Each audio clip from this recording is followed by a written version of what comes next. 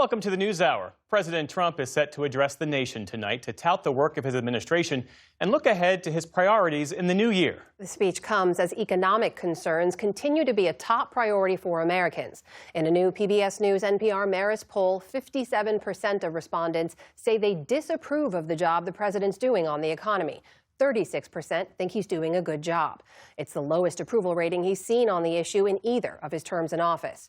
For more insights from the poll, I'm joined now by NPR senior political editor and correspondent Domenico Montanaro. Good to see you. Hey, great to be with you. Let's talk about the president's handling of the economy. Tell us about that drop in support and who exactly is losing confidence in the president. I mean, this is a big deal. 36% of people approve of the job that the president is doing when it comes to the economy. This is the lowest number that he's ever seen in the Marist poll as far as how he's handling the economy. And this was a relative strength of his in his first term as president. And this is a big deal because he promised to bring down prices during the 2024 election. It's a big reason, you could argue, that a lot of voters crossed over to vote for him, in particular Latino voters who, repeatedly said that prices, affordability were huge issues for them as a reason why they voted for Trump. We've seen all year that they've slid away from him, whether it's been in special elections, the elections earlier in November, and in this poll, only 32% approve of the job that he's doing on the economy. It's exceedingly low. It's a really bad low point for this president, and it's why you see him now starting to get out on the trail trying to make the case on the economy, even though he continues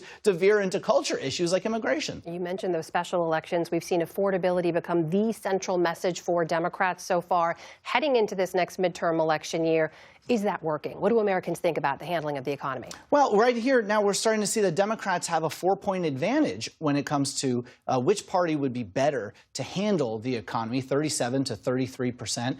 That doesn't seem like a huge advantage, but traditionally Republicans have a bigger advantage on the economy than Democrats do. And it's a 20-point turnaround from 2022 when Republicans had a 16-point edge on this. And of course, in a midterm, did much better than Democrats did overall. That's a huge swing. Okay, on the issue of affordability, prices remain the #1 concern for 45% of Americans. That tops all other issues like housing and tariffs and job security. But how do people view the economy personally right now? Yeah, and prices obviously leap out and as the biggest issue. But when it comes to how people are feeling about this, 70% of people say that their area where they live is not affordable for average families. And that's up from 45% just this summer. So a lot of people are feeling the pinch, whether it's of prices or housing. Obviously, in neighborhoods, people are going to feel that, interest rates and all of that. But, that's a big number when 7 in 10 people are saying that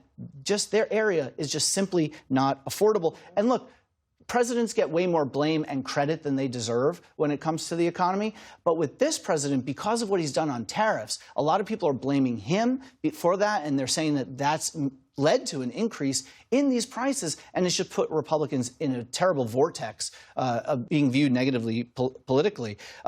We asked how the economy is working for you. Is it working well? 61% of people said that it is not working well for them personally. And when you dig inside the numbers, there were huge divides by race, gender, age, and of course on income. We know tariffs, cost of living, prices are all an issue here. Healthcare is another big issue for people. We know those expanded subsidies under the Affordable Care Act are set to expire at the end of the month. We don't yet know what Congress will or can do on the issue. But how confident are people that they can pay for their health insurance? Not very. I mean, we saw a majority, I thought this really jumped out, a majority of people, 54%, said that they're concerned, that they're worried that in the next 12 months they won't be able to pay for needed health care or medical procedures. That's a very big number, especially considering millions of people in this country have big amounts of outstanding medical debt. Some 20 million people have more than $250 a month that they owe. 14 million people, more than $1,000 a month, according to a KFF Peterson Health Tracker analysis. So millions of people are worried about their health care. We're also seeing in Congress right now these ACA subsidies, the Affordable Care Act subsidies, that could lapse, and that could mean even higher health care for a lot of people who buy premiums on the Obamacare exchanges. Setting aside how they see it personally, how do Americans feel about the overall economy right now? They don't see it very well at all. It's just the same theme, I feel like, throughout with everything. People have a very dim outlook of the economy. Majority of people are concerned about what is going to come for the world in 2026. 57% said that. 63% say that the country is off on the wrong track. And just a lot of people feel like they're not able to get by right now. 70% of people said that their income either exceeds or matches what their expenses are. 24% of people, a quarter of people in our poll, said that their expenses exceed their income. That means if you calculate that out, some 46 million people in this country are going month to month accruing debt. Some striking numbers in the poll. Full results are online. Domenico Montanaro, always great to see you. You got it.